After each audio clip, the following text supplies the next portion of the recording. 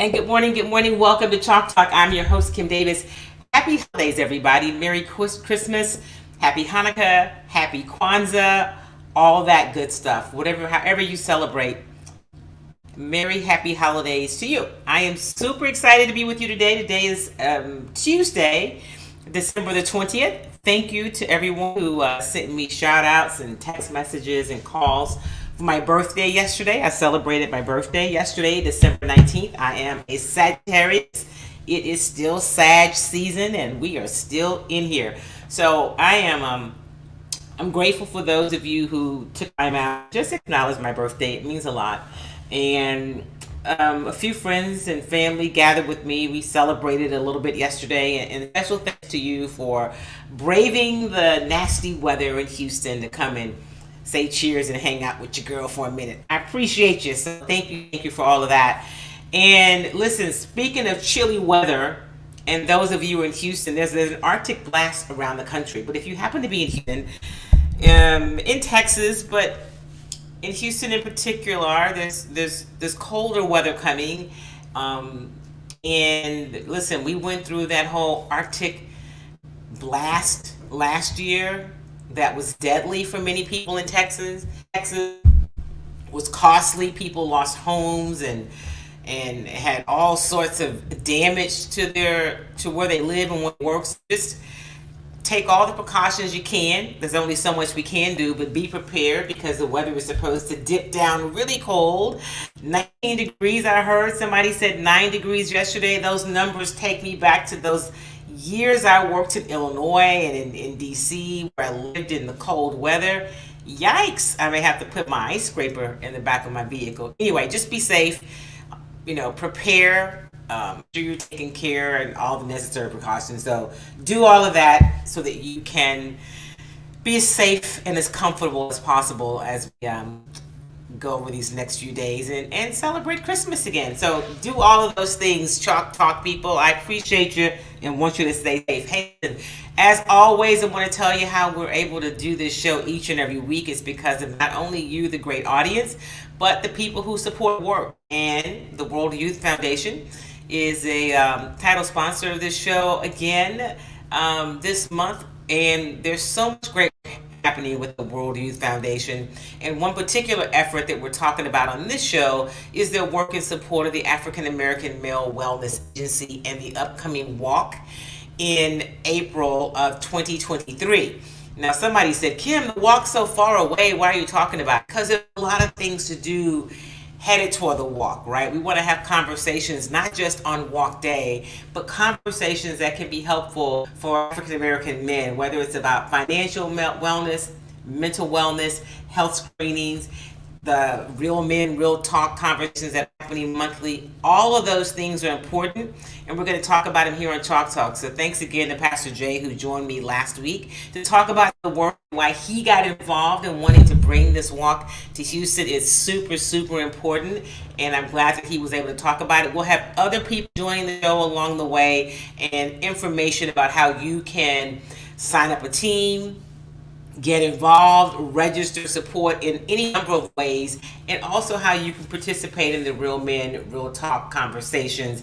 Those, of course, are free and anonymous, and it's just some great spaces to be in. I will make sure that you have all that information as it comes available. Just keep on following Chalk. We got you covered, all right? We talk about it being cold, and there's a lot of talk in the news about respiratory issues.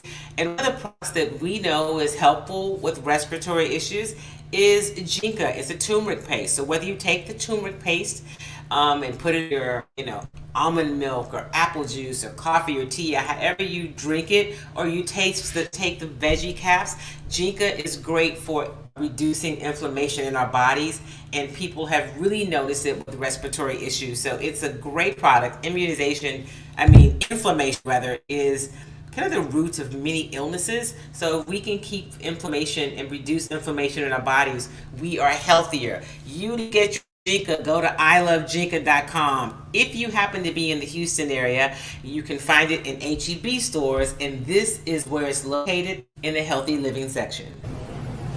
Here at H-E-B, in the healthy living department of probiotics, you can find Ginkgo. 7 days a week. Yep. Look at a lot of Jinka sale. Look at that. Jinka. So that is where you can find Jinka. You can also order it online at ilovejinka.com. Get your Jinka today. It's good for the entire family. Also good for the entire family is Kimmy Treats. You can go to kimmytreats.com and order your popcorn today. If you happen to be in the Houston area, you still have time to get it before the holidays, but it's good to get Kimmy Treats anytime. We have vegan truffle, vegan chili cheese, and a vegan ghost pepper. You will not be disappointed. And you can also order your hand whipped organic body butter. And this is what you should look for, but you can get it online today at kimmytreats.com.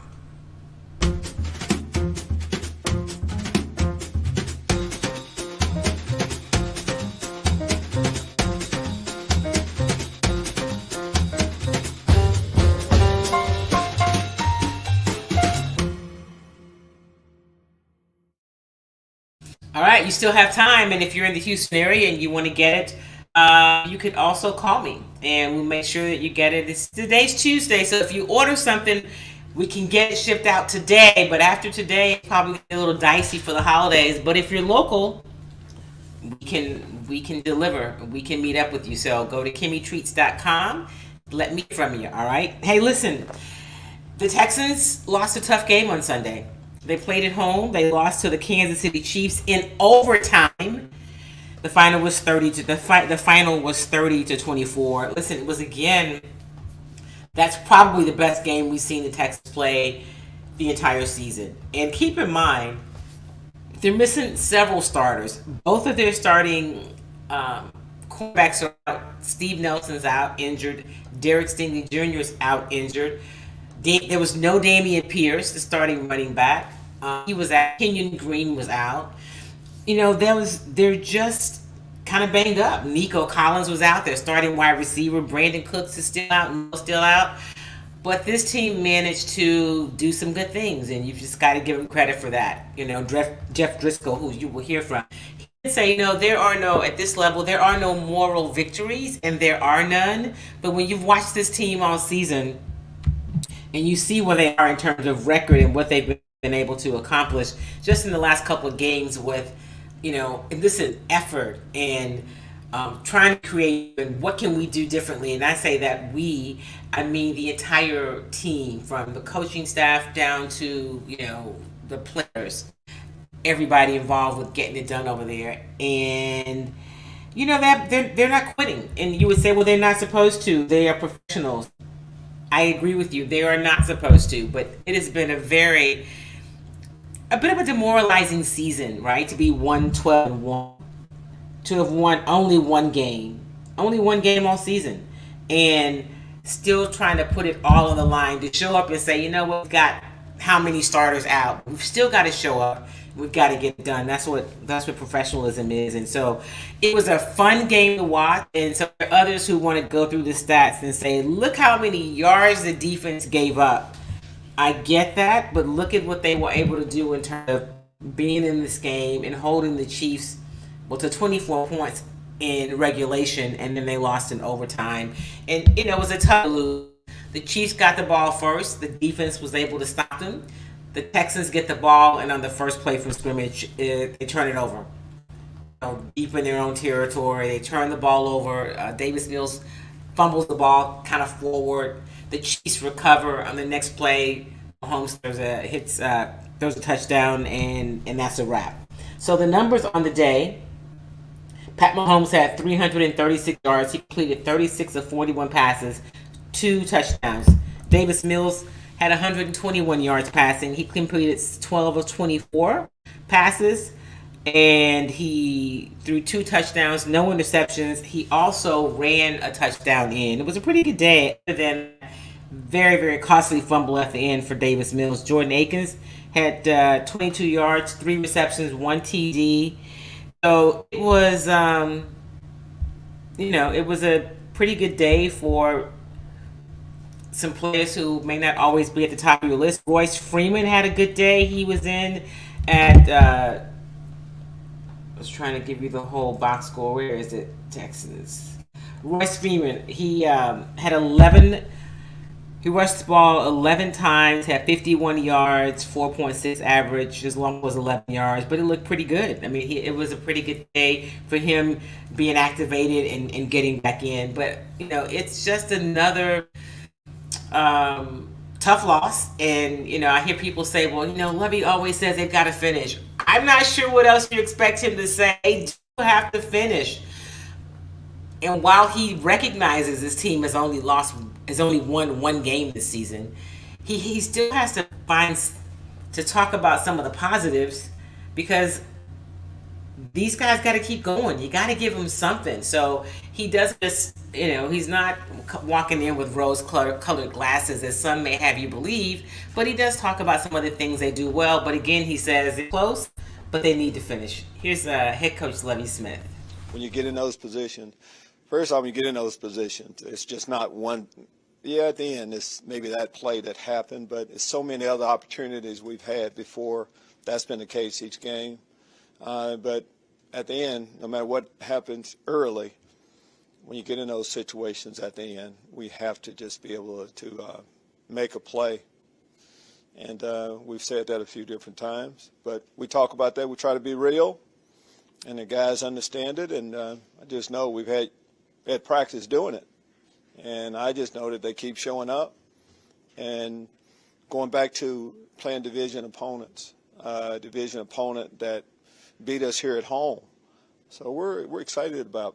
They're in a hard, they're in a tough division race right now. So we can be a factor. And of course, he's talking about going to face the Tennessee Titans. They play this Saturday. They play on Christmas Eve, so it's a little bit of a shorter week for the Texans. They go into Tennessee and play the Titans on Saturday. Of course, earlier this season, that Titans game was one of their it wasn't the best outing, if you will. I'm gonna let you hear from Lovie Smith before we bring in our guest today, our special guest for the interview. But Lovie was asked after the game about Andy Reid, who made comments about Lovie's future. Lovie talked about that a little bit after the game. He gave out some advice with just you and the progress of his advice would be just to give him time. Did you hear that from him, and what are your overall thoughts on what he's going to say there? Well, I talked to Andy after the game, and I've known him for a long period of time, competed against him a long time. Know exactly what he said, but I know our guys fought hard yesterday against an excellent football team, and I don't know exactly how to respond beyond that. Coach, yesterday after the game, you said hindsight is always better. After reviewing the film, next time in the fourth quarter, bring Driskel into the red zone. Do you kind of wish you would have stuck with Mills at that time? Or? When I say a look back, we don't. It doesn't do any good to look back. I mean, any decision that doesn't work, you say, hey, well, I wish I had done other. But you make sound decisions at that time, and that's what we did then. Didn't work out our way, but we felt like, every decision is not like I'm looking at them. 4th and 1, no, I'm not going to do the same thing then, the end of the game. All those present, as those decisions had to made at time, I think they were sound. Didn't work out this time. Now after these past couple of weeks, the 98-yard drive against the Cowboys, the touchdown after that first half, is your tendency in putting faith in situations with that in the defense to alter your kind of perspective in the future whenever it comes to those kinds of We got to put faith in offense, defense, and special teams as they come up in the game. Played an excellent football team. We didn't convert some. We converted a lot before that. We'll look at this week and try to make some of those same decisions and go with our plan on what we think we should do. So that was head coach Lovie Smith, and it was interesting. I've covered this game for a long time, and it's, reporters have such high expectations for what they think the coach is supposed to tell them, right? It want him to tell them so much, and he's still trying to put together a plan where he can get guys to win because he recognizes the record than anybody else. Anyway, so that was Lovie Smith. I'm going to bring in our guest now who always adds some perspective when we're having these conversations, especially about things like this. Sean Jones, my friend, colleague, former NFL Super Bowl champion, executive, all that good stuff. First of all, happy belated birthday. Happy belated birthday to you. Thank you very much. So listen, I want to get your thoughts, first of all, on this Texans team and just what you see from them this season. I mean, obviously we know the record, but how do you kind of sum up what's happening with the Texans? I think there's still a lot of question marks, right? I think Lovie Smith is obviously an upgrade. I think he's actually a long-term upgrade at the coaching position. Lovie Smith did not forget how to coach. He's a good football coach. And, other than giving one of the young guys out there a chance, Lovie Smith is as good as anybody you could have hired. I think the biggest question mark to me is, one, this roster, how it's constructed, and Nick Caserio. I mean, because if you're thinking about changing Lovie after you changed the coach the year before, and this roster is still in flux, I don't know what your temperament is. I don't know what kind of team you are. I don't know what your DNA is. I really don't know what kind of players you're looking for. So I've said this all season. This is really a big year for Nick Caserio. See, people understand, Nick came from coaching and went into scouting. Wasn't a great scout, to be honest with you. And you can see by how he responds to coaching, and he wants to be a part of the coaching staff. So if Nick's going to do anything, with Lovie, probably the move should be made that he becomes the head coach and then hire. You see what I'm saying? So I don't know what Nick is doing with regard to this roster, how it's going to look, how it's going to be constructed. And the fact that you always have a high pick, that's really not a good thing. You know what I'm saying? Tell me what you're doing in the 5th, 6th, 7th round, free agency, guys from the scrap heap that you've turned into players that other people gave up on. That's how you can really develop this roster, and also in an efficient way, in a cost-effective way. I don't know that about Nick yet. So when we started questioning all these other people, the biggest question to me is your general manager. Sean, I'm glad you mentioned that because I've been saying that all along, right? People are, I hear people locally in the market when I happen to tune into other stations, and they're like, oh man, they got clean house. So my question is, are you going to clean house? Or are you going to straighten up, right? Because in our house, my dad said if you don't sweep and mop, just straighten up. So if you don't move Nick on too, you're just straightening up. And I'm not confident that he's a guy that you want to straighten up because I've not seen anything yet that makes me think that he's the one. I don't think he gets a pass if you say, well, these two coaching hires were just bad and they should have just done one piece. But he hired those guys. He hired Cully and he hired Lovie. And if you say, well, he didn't really have a choice, you always got a choice. Y'all back yourselves into a corner with that Josh McCown foolishness. So I think to look at this team and to pick apart every week what you think Lovie's not doing coaching-wise, it to me means your football IQ is not that high because they're not working with a lot. Am I missing something in terms of what Lovie could be doing better? Let me tell you something. If you got this kind of effort out of a team with just a third better in terms of players that they have in this roster, if you just go across, and this is like evaluation 101, right, for the fans. Just look at your team's roster, all right? And then all you have to do is look at every position and tell me how many of those players in those positions, that if you were starting a team, you would have to have on your team. You see what I'm saying? That's how you evaluate how good your roster is. And when you start looking across the offensive line, and if Larry Tunsil was your best offensive line player, don't nobody want him? Your wide receivers. Who? Your quarterback. Really? Your tight end.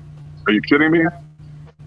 Your best defensive player is not the kid that you drafted in the first round last year. It's a retread, Jerry Hughes. You see what I'm saying? So those are the questions you start answering yourself. Now, this is 3 years into this experiment. You're going to give me a pass in the first year because you're in okay, I got it. In the second year, what is it? You know what I'm saying? At some point, you have to start showing me something.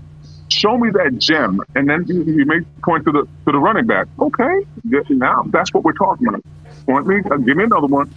Show me that kid from Southern that you found that no one else knew about, and he's turned into. You know what I'm saying? You got to just show me a little bit more. Your evaluation can't be Michael Jordan is good. You can't rest on that. You know what I'm saying? That's what I have not seen in Nick before. And quite frankly, what I know of Nick, all right, from my days with the Raiders when I was in the front office and I was scouting and I was evaluating so on and so forth. And, he was a young kid at the time, but watching them, I watched the league because I'm always pissed off at how guys get, promoted. And so that's my little pet peeve, right? That's personal Sean Jones. So I watched how guys have been evaluated, how they've moved around and what they've done there. Nick was a coach. It's really hard to move from coaching to evaluating because most coaches like what they like. If I'm a linebacker coach, I want LT. If I'm a quarterback coach, Right. I want Tom Brady 5 years in the league. You know what I'm saying? I like what I like. And so Nick goes from coaching to evaluating. And I don't know if he has the personality or the skill set or as a people person on the evaluation side to really dig deep, get people to talk, get people to understand, other than just watching a tape and just saying, okay, yeah, I like this guy. And I'm not bashing Nick. It's hard. Evaluation is hard. It's probably the hardest thing to do in any sport, and football more so than any other sport, because analytics alone doesn't just play in. There's so much the Mike Tyson rule in football, where you can look at all analytics all you want to, but everybody's got a plan until you get hit in the mouth. All right. And that's what changes football. That's why football is a little bit different. Well, on third down, he can always get to the quarterback. If somebody slap the hell out of him, then all of a sudden he don't want to rush as hard anymore. Well, he's a good third down back. Yeah, till somebody come downhill and knock him out in the hole, then all of a sudden he's tiptoeing the hole a little bit. So that intangible is a little bit different when you're evaluating. I'm not taking anything away from Nick. All I'm saying is that what have you done? Tell me, you're evaluating everybody. Like, you're evaluating coaches. How many more wins did we have from last year? Are we playing better? Are we a tough out? Yeah, you are. Now tell me, have I done this with an inferior roster? Yes, I have. So how have you improved my roster from year to year?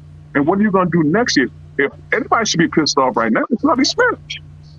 Lovie Smith should be the one that's pissed off. Like, man, dude, you couldn't do any better than this. We couldn't find, give me another, free tackle. You couldn't give me one more slot corner. If I'm Lovie Smith, I'm like, no, you ain't about to evaluate me, player. Let me evaluate you and what I have to deal with. Sean, you make, obviously, as always, you make some great points. And so when I sit and listen to, and I sometimes have to remember, how they say consider the source. And I listen to these guys pick apart Lee. And, this defense he has, it's outdated. This Tampa 2, which is not all he runs. But so in this game on Sunday, when they lost in overtime to the Kansas City Chiefs, a game that practically nobody thought they had a chance for, and even the guys who were the best you have at certain positions were all out. Your two starting wideouts were out. Right? Your two starting cornerbacks were hurt. Your running back, who's been really your best player, your most exciting player all year, he was hurt. Who would have thought that they were going to be in a game with the Chiefs, right? So they lose the game. But here's what I hear. Look at how many yards they gave up on defense. What are y'all talking about, right? At the end of the day, it is about, can we keep him from scoring? He knows what he's working with. So to think that they've got some kind of smash mouth defense to stop him at the line of scrimmage every time, limit the yards and have great numbers, or he's not doing a great job defensively, is insane to me. But my question, other than what you think about Lovie and what they've done defensively, is Pep being harshly evaluated based on what he got to work with? I'm just curious. Listen, I think the one person in that room that gets the pass is Pep Hamilton. Because it's nothing harder than being an offensive coordinator without a talented quarterback. Okay? And I'm talking about talent where you can put your game plan around something that they do well. Talent. That's what talent is. All right?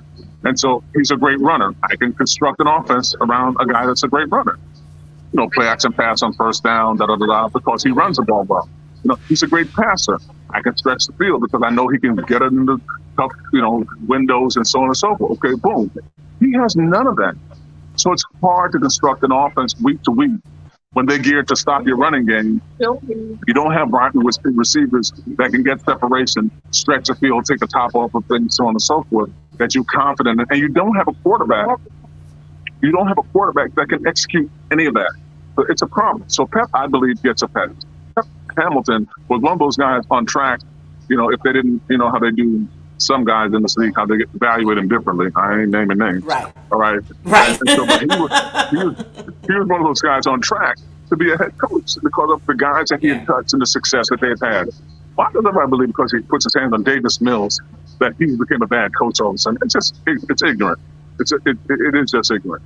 So with regard to Lovie's defense is the perfect defensive play when you don't have the talent that you're supposed, because it gives you landmarks where you're supposed to be. You know that it's going to give you a cover two cell, and the linebacker is responsible for the middle of the field to give you a cover three cell. But now all we got to do is execute where we're supposed to be. I know that my corners have to be willing corners. They got to be willing tacklers. And so now all you got to do is execute. It doesn't take anything to coach effort, right? So I know you're not as talented, but I'm going to coach effort out of it. And that's what Lovie's defense allows you to do. You know it's coming, but we're going to out-execute you. It's New England Patriots. You know it's coming, but we're going to out-execute. New England Patriots beat you with 6 plays. 6 plays. Or 4 of them are pass plays. All right? And then, but they're going to out-execute you. And so that's a premise. So anyone that says, and they're talking about Lovie Smith's defense being outdated, they don't understand football. And it's okay. Most people don't. It's all right.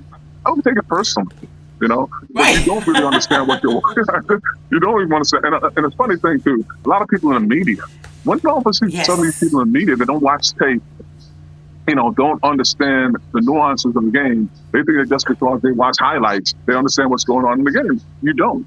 You see what I'm saying? So it's hard for me sometimes. I don't argue with anybody anymore. I don't even fight with them because it's foolish. In Islam, they say it's foolish. A wise man can play a fool, but a fool should never play a wise man. And so my whole process is that I'm not going to keep arguing with these people that have no idea what they're talking about. Unfortunately, you have decision makers that are in that position. Cal McNair is one of those quote-unquote decision makers with nobody around him as a consigliere to really make sure he understands this game that he's a billionaire from, and to make sure he's making a proper football decision. So if his only consigliere is Nick Caserio, it's kind of like having a fox in the hen house.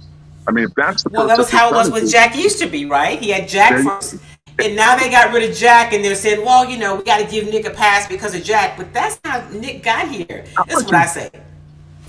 I bet you just get the good football people around you that insulate you and let them help you make proper football decisions and look at the GM and the coaching staff and then help you make those decisions. Because right now, he's trying to do it by himself, and he is not qualified. He's not a subject matter expert on anything to do with football. All right, to be making any. The thing he might want to do, Sean? I mean, just a thought. I saw him at the game the other night, and the Rockets game. He and Hannah were chatting at one point with Rick. Just call Rick and say, "Hey, man, we were wrong." It can't be any worse, right? At least you knew him. Just say, "Listen, we were wrong." That's all we gonna say. And as much as people talked about Rick Smith, and I say people, local media, you got to be kidding me. No comparison to the job Rick did. He may not have been perfect, but I take Rick over Nick any day. I just would. And twice on Sunday. And I was critical of Rick from the standpoint because I know, in terms of evaluation, Rick was not a strong evaluator. But in terms of being a consigliere and understanding the league and understanding players and understanding how to roster construction and so on and so forth, and understanding the nuances of what a locker room should be like, and understanding just the people's personalness, there's such a word, of how how upstairs has to relate with downstairs. Rick had all that. Rick is the guy that could be up top and dealing with those guys and then gonna come down the locker room and play spades with the guy. You know what I'm saying? You have to have some of that. You ain't getting that from Nick. Nick don't know what a blind 3 is versus a blind 6. He ain't playing spades with nobody. So, I'm just saying, and people laugh, but those are the nuances of the game that help you win. It's what they talk about, but people never do. In business, as a stockbroker, people talk about buy low, sell high, buy low, sell high. People talk about it, but they don't do it. When the people talk about, we've got to give family in sports, they talk about it, but they don't do things to engender that. They don't do that to create that family atmosphere where, if I've got a problem, I'm going to walk upstairs and talk to my GM and make sure he knows what the pulse of the team is. That's so important. And it's even more important for the Texans because you're building right now. It's hard to establish that 5 years down the road when you haven't created that already. And so that's when I worry with the Texans. The more and more I watch this team, And 4 years ago, I said, well, this was a 5-year process when Bill O'Brien was there. Now, 3 years into this process, I still say it's a 5-year process, because I don't really see, and in the league where Jacksonville is a formidable opponent that you can see them getting better, and you see, teams, the Jets getting better, the Giants getting better, Philadelphia, getting better if the quarterback stays healthy. Even the Commanders, they can change names, Commodores, whatever the hell their name is, all right? The team formerly known as, all right? You can see that, it's a league that you can get better quickly, right? So I just don't see, where the Texans are making the move where we can say the same thing, where this team can get better quickly. Because right now I don't have any confidence in what they're doing. I'm talking to Sean Jones, and we're talking about the Texans. And Sean, it's just, I try to listen sometimes, not a whole lot, to some local media just because I mean, maybe I should. And it's just so annoying to me because even guys who are former players, and so fans don't know that just because you played doesn't mean you really know what the hell you're looking at. So they give them a lot of credit. When I hear them talk about the coaches and how awful they are, and Pep's not creative and he should do more, and I'm always wondering, do more with what? Does he make a mistake? I'm sure he does. But how can you not when you have nothing to work with? I just think the expectation, it's not real to say, well, last year David Culley won 4 games.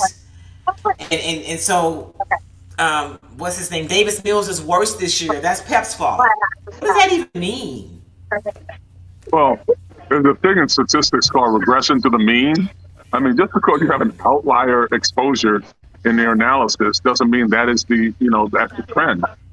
Davis Mills actually is not as bad as he's playing this year. And let's not get caught speeding either. He didn't play well last year unless you're John McClain that can come up with some stats that can, just make it seem like he played well. He didn't play that well last year. So he is who he is. That's just who he is.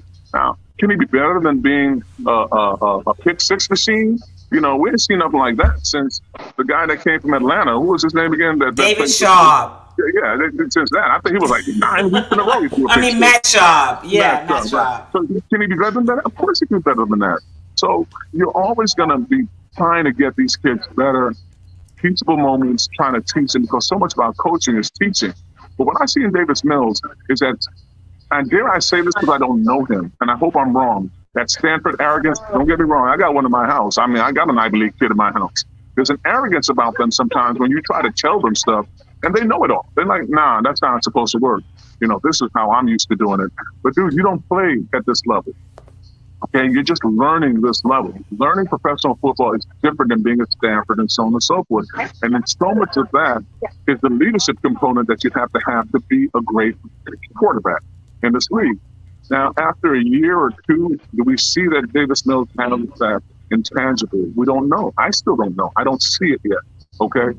Now, that Hamilton's fault, I don't know. I can't blame that development. Because sometimes, it's a player in terms of how they want to lead.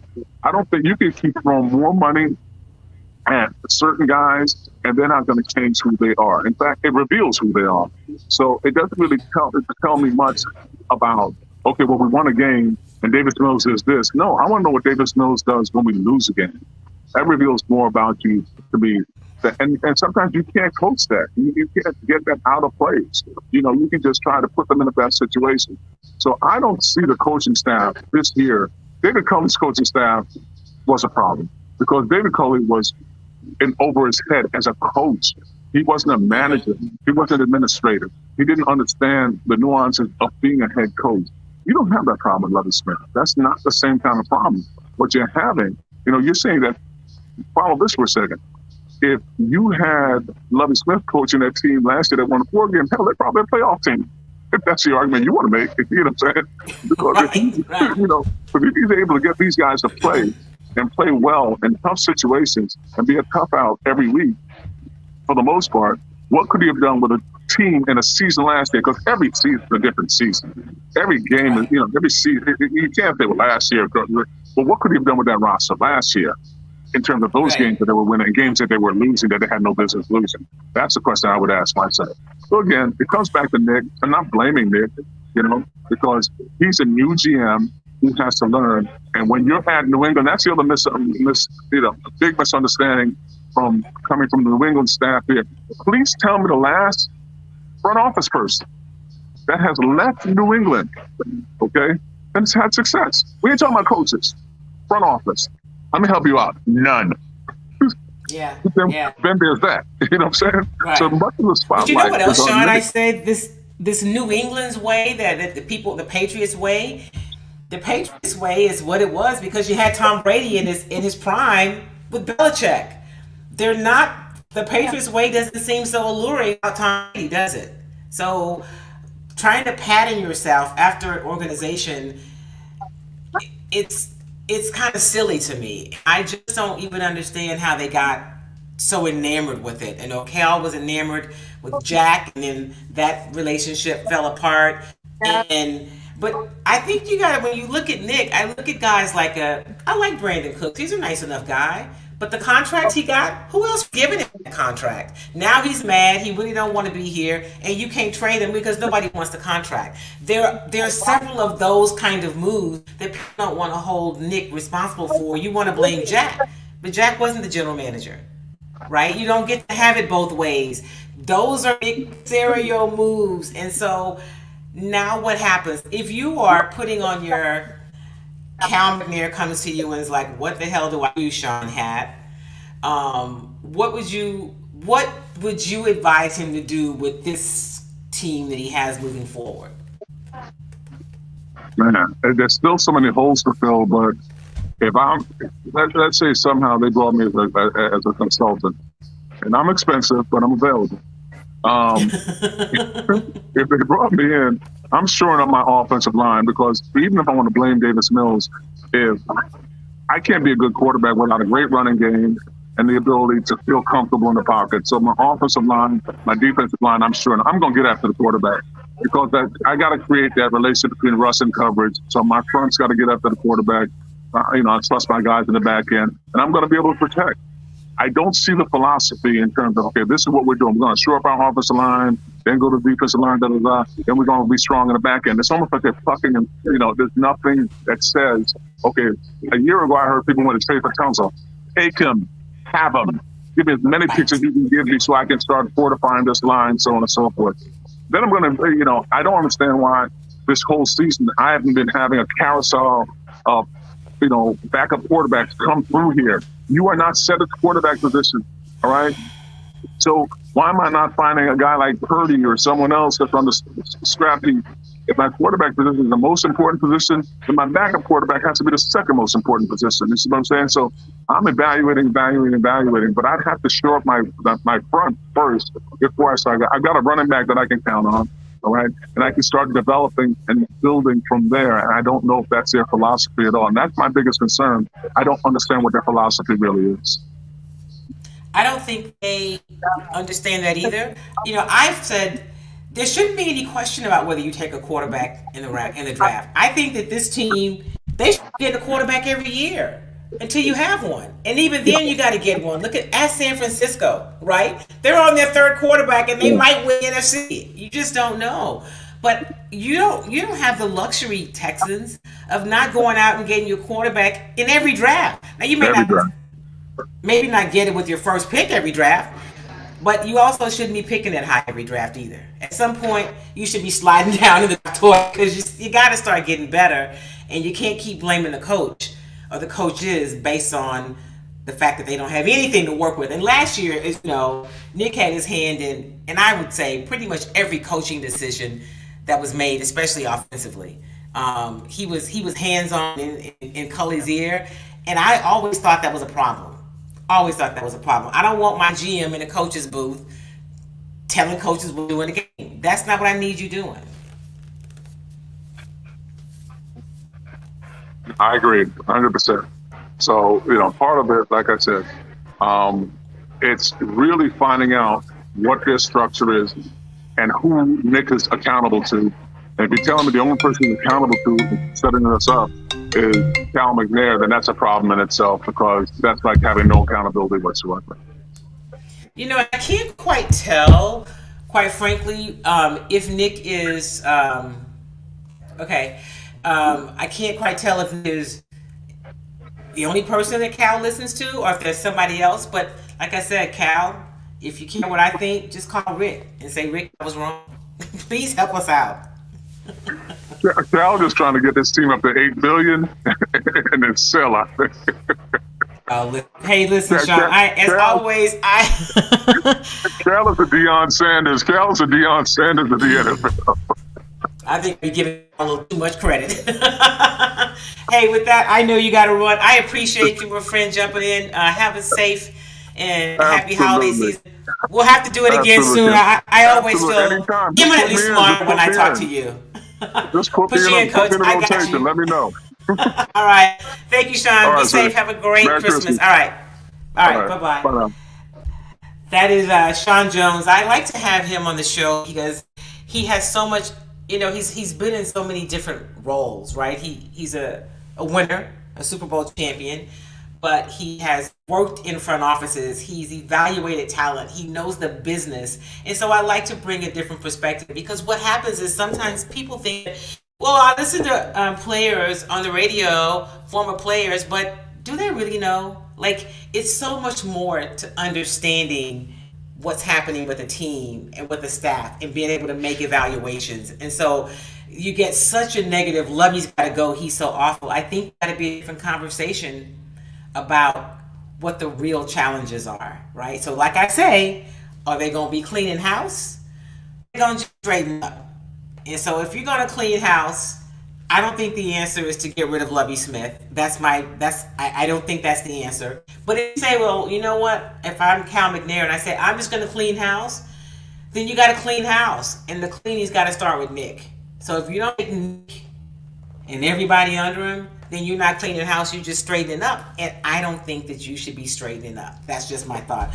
I'm going to go back and let you hear from Titus Howard. We talked about offensive line. You heard Sean say what he would do is go in. Obviously, you got to get quarterbacks, but to shore up the offensive line. And you heard him say he's not as sold on the Laramie Tunsil piece either. I think you're going to get to a point where you can't move him because of his salary. But yeah, I would have, if I could have moved him this year, if you could have taken something for him, I certainly would have. But here's Titus Howard after the game on Sunday, who, by the way, had to move inside and play guard because Kenyon Green was out. And he just talked about kind of the O-line and how they played on Sunday. Top guys. I think our offensive line has top guys too, all the way across the board. I feel like we match up well with anybody who we go against. So I think going forward, to keep this group together would be the best thing for us. How was it being with Laramie right there? You guys talking a little bit on the way to and from the huddle. I mean, he's usually a few slots away from me. What was that like in Laramie right there? Yeah, it was a little chit chat going on, But we try to be serious when we're on the field. So I mean, it's always good, playing with him. He's a good guy. He's a good football player. Playing beside him, only gonna make you better as a player. So I think today when I got in, he helped me a lot. With the transition. So I appreciate him for that. Titus, Lovie said. So that was Titus Howard after the game on Sunday. Also Jeff Driskel. So the Texans have been employing the last two games this dual quarterback system, Davis Mills and Jeff Driskel. And before I let you hear from Jeff Driskel, do you guys remember a few weeks ago when Lovie was being kind of hemmed up and challenged about why aren't you making a change at quarterback, right? And then before they made the change and put in Kyle Allen for 2 weeks, who was a flat-out disaster. Do y'all remember that? So we moved on from that. Now he's not even active, and there's a two quarterback system that's been, I say, working. It's been one of the more effective things that they've been able to do. That just shows you how limited you are at quarterback. But here is Jeff Driskel after the game locker room on Sunday. I mean, it wasn't as effective as last week. They had a pretty good game plan for us, and that's expected in this league. You show a couple things on film, and they're gonna make some adjustments. But I think we were close when I was in there specifically a few times to make some plays, and we just didn't make those plays today. But for the most part, our offense moved the ball at a decent clip. What does it mean to again, you come up against one of the best teams in the NFL, and you're there to the very end, exchanging blows with these guys? Yeah, I mean, at this level, moral victories aren't really a thing. We go into every game, expecting to win, thinking we're going to win the game, and right up to the last snap, we all thought we were going to win the game, and we just didn't pull through. That was Jeff Driskel after the game on Sunday, and he said, you know what, at this level, moral victories are not really a thing. I think for fans, it was just like, okay, glad to have something to watch. And I wish I could just, talk to more of the fans, right? And to say, listen, I know this is bad. It is bad. But if you think the answer is just, yeah, the problem is Lovie. Lovie's a problem and Pep's a problem. They absolutely have to go. Then you're missing where the challenges really are, right? I don't, and I said this all along, I am not convinced that Nick Castella's the answer to turn this thing around. I'm not any more convinced this year than I was last year. In fact, I might be less convinced. But I don't know. But just like I don't know whether he's the answer, I tend to think that maybe not. I don't think the answer is that you just got to wipe out your coaching staff. Now, do I think they might do that? Maybe. Don't think that that's the answer, but I think you've got to upgrade this roster. So we will see what happens with this Houston Texans roster and what they do this week when they go into Tennessee and play the Titans. They've got 3 games left. They're all within the division. The Titans, they go to the Colts, and they finish at home against the Jaguars. We will see what happens as they end the season. I'd like to see them get some wins just because I'd like to see this coaching staff and players who are really putting in the effort. Not the ones who sat down, but the players who are really putting in the effort. Now, there are players legitimately injured. I think there may be some, there may be 1 or 2 that just don't want to play. I don't know. But I do think that they are putting in a whole lot of effort, even knowing that they have no shot at postseason. Their postseason will be on their sofas or in the stands as a fan. But they're still laying it out because they're still trying to get some victories. And so what Sean said was, you can coach effort, and that's what Lovie Smith is doing. So we'll see what happens. Let's talk a little bit before we get out of here about the Houston Astros, right? We've seen the Astros this offseason. They lost Verlander. We've had that conversation. I wasn't real sad about losing Verlander, especially at that number. I was glad that they re-signed Michael Brantley. That happened yesterday. They re-signed my Uncle Mike at 1 year, $12 million. And, with the condition that he obviously passes the full. So if he's healthy, if he recovers from that shoulder injury, and that's a big if, hopefully he will, and be able to get back and be a effective part of this organization. That's big for this roster. That's big for the Astros. And I heard somebody the other day, well, you know what, you lose your ace in Verlander and you don't replace him. Yeah, that's true. But you've got other guys. Framber's your ace. Framber Valdez is your ace. And you can say, well, he hasn't done it before. Well, he did it in postseason, and he gave you a lot during the season. And so you'll see what he does moving forward. Christian Javier is somebody that obviously has a promising future. Maybe Hunter Brown, the rookie last year, will continue to develop in terms of being a viable part of this rotation.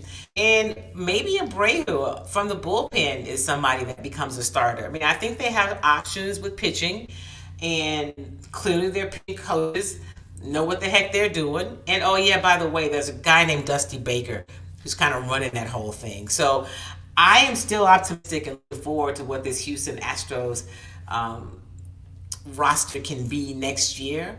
I don't know that they're done yet. I know that they're really out on the catcher in Contreras, but we'll see what happens. I had somebody inbox me recently and say, hey, what about, they weren't able to keep Vasquez. And here's one of the things I think about this Astros organization. I think that they're pretty honest. And so if Vasquez wanted to be more of an everyday catcher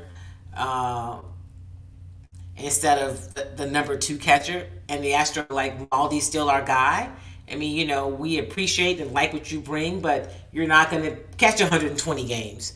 But if you can get that, we respect it. Go get you that gig, because it wasn't about the money. He wants to be more of an everyday catcher, so he went in and found that opportunity. So, all you can do is tip your hat and say good luck, best of luck to him. And hopefully the Astros You don't know about the young guys that have a catcher. We just don't know yet. Are those going to be the answers? We're not really sure. Time will tell. There's so much that could happen. And before you know it, I mean, listen, it's December, late December. It's about to be the end of the year, which means it's about to be January. And before you know it, we'll be talking about pitchers and catchers reporting to spring training. So I'm always excited about baseball season. It's a long season, but being a Houston Astros follower, and I can say fan, even though I'm very objective, it's fun to cover and to watch. The Houston Rockets have struggled the last few games. They had a pretty good stretch there for a minute. These last few games, they have not been their finest, but they play again tomorrow night at home against the Magic, I believe, and then they play again on Friday night. So I'll be at those games. Let's see here. It's been a busy home schedule for them in December, which is great after being on the road so much. So they played San Antonio last night. They lost that game 124-105. They play host to Orlando tomorrow night, and then they host Dallas on Friday night. They are off Christmas Eve and Christmas Day. Then they're on the road next week at Chicago, at Boston, at Dallas. And then they come back home to end the year, not the season, obviously. And they face the New York Knicks on New Year's Eve at the Toyota Center. They've been playing that New Year's Eve game for years. It's kind of their annual thing. Luckily, it's the early start. It's a stadium start. So that is how they will finish out 2022. But they need to get back to their winning ways. They beat Milwaukee. They beat Phoenix. And then they lost to Miami, Portland, and San Antonio. So hopefully they can get back in the column tomorrow night when they play the Orlando Magic, all right? And listen, I won't talk to you again in this setting after Christmas, so have a very Merry Christmas. If Hanukkah's what you celebrate, Happy Hanukkah, Happy Kwanzaa. It'll be the first day of Kwanzaa when we're back next week. But however you celebrate, do it stress-free and with joy. Spend time with your family and just enjoy the season. Be safe, because the Arctic blast is apparently coming. If you are in the southern part of the country, especially those of you, my Houstonians, the Texans, those of us who went through that freeze in 2021 that was really devastating to a lot of people, protect your pipes, do what you can. They're running out of stuff in the stores, so don't be caught at the last minute trying to get stuff you need, because time is of the essence, all right? So be safe. Remember, there's also COVID is on the rise. The flu it's a busy flu season, and then there's the RSV, the respiratory issue. So you might even want to consider, pulling out that mask when you're in small spaces. When I go in the grocery store, when I go in the elevator, I'm putting my mask back on. Although I'm fully vaccinated and boosted, and I've got the flu vaccine and all the COVID vaccines, it's still a lot of stuff going around. Just protect yourselves. Take care of your parents, your elders, and make sure that they are covered and safe during this holiday season and during all of this kind of winter chill and this rise in these respiratory illnesses. Let's be safe, y'all. So remember, do something kind for yourself and do something kind for somebody else. And you still have time, if you are not vaccinated, to get vaccinated. I'll see you next week after Christmas. Follow me on all of my social platforms. I will put updates about what's happening. And if anything breaks, you know where to find me. All right, everybody, make it a great, great week. Merry Christmas, Happy Hanukkah, and definitely Happy Kwanzaa. I'll see you next Tuesday.